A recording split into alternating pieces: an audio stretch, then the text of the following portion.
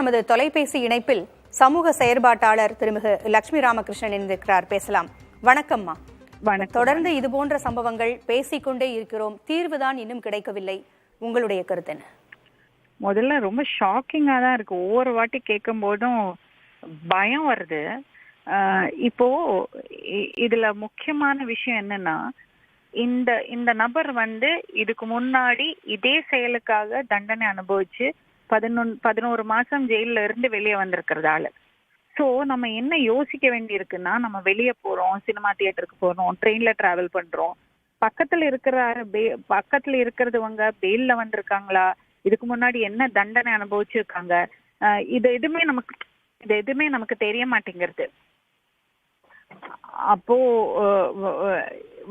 இதுல இந்த சிஸ்டம் இன்னும் பெட்டர் ஆக வேண்டிய பெரிய அவசியம் இருக்கு.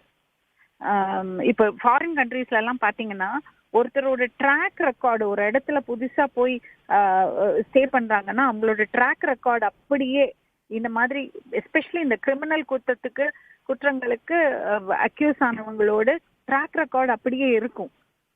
அது வெளிப்படையா நமக்கு தெரியும். அந்த மாதிரி ஒரு ஃபெசிலிட்டிஸ் கொண்டு வந்தா நடக்குமா? பட் நமக்கு இருக்கிறது பாப்புலேஷனும் இதுவும் பார்க்கும்போது அதுவும் ப்ராக்டிக்கலான விஷயம் கிடையாது. ஸோ முக்கியமா தண்டனை, அதுவும் ஸ்பீடி ஜட்ஜ்மெண்ட் பிளஸ் ரொம்ப சிவியரான பனிஷ்மெண்ட்ஸ் தான் இங்க உதவும் நினைக்கிறேன். பட் உடனே என்ன சொல்லுவாங்கன்னா, Innocent should not be punished. ஒரு குற்றம் செய்யாத ஒரு ஆளுக்கு தண்டனை அனுபவிக்க கூடாது, அதனால பெனிஃபிட் ஆஃப் டவுட் அவங்களுக்கு கொடுக்கணுங்கிறதுக்காகவே இந்த சிஸ்டத்துல நிறைய லூப் ஹோல்ஸ் இன்னும் தொடர்ந்துட்டே இருக்கு. எத்தனை வருஷம் ஆச்சு? 75 வருஷம் 80 வருஷம் முன்னாடி இருக்கிற இதே நம்ம ஃபாலோ பண்ணிட்டு இருந்தா இப்படி நாளுக்கு நாள் இந்த பெண்ணு கர்ப்பிணி தாங்க முடியல கேட்டா.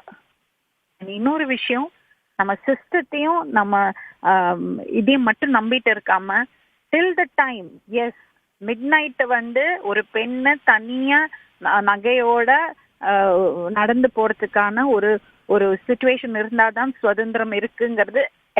அது விஷ் தான், அது மோஸ்ட் ஐடியலிஸ்டிக் சிச்சுவேஷன். ஆனா அந்த நிலைமை வர்றது வரைக்கும் நம்ம ஜாகிரதையா தான் இருக்கணும். ஏன்னா யாரு அனுபவப்படுறாங்களோ, யாரு பாதிக்கப்படுறாங்களோ அவங்களுக்கும் அவங்க குடும்பத்துக்கு தான் லாஸ். மற்றவங்க எல்லாம் நம்ம இப்படி பேச முடியும், சப்போர்ட் பண்ண முடியும், நியூஸ் கேரி பண்ண முடியும், ஆனா அனுபவிக்கிறது யாரு? அதனால தயவு செஞ்சு நான் பெண்கள்கிட்ட சொல்லிக்கிறேன், ஜாகிரதையா இருங்க.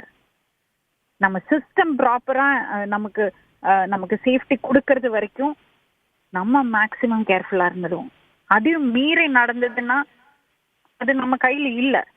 பட் நம்ம இட் இஸ் மை ரைட், நான் இப்படிதான் இருப்பேன், நான் நைட்டு தனியா போவேன், நான் இதுதான் பண்ணுவேன், ஏன்னா நான் ஒரு பெண்ணு, நான் எனக்கு பெண்ணுக்கு சுதந்திரம் இருக்குன்னு சொல்லி நம்ம பண்ணிட்டு இருந்தோம்னா அனுபவிக்கிறது யாரு?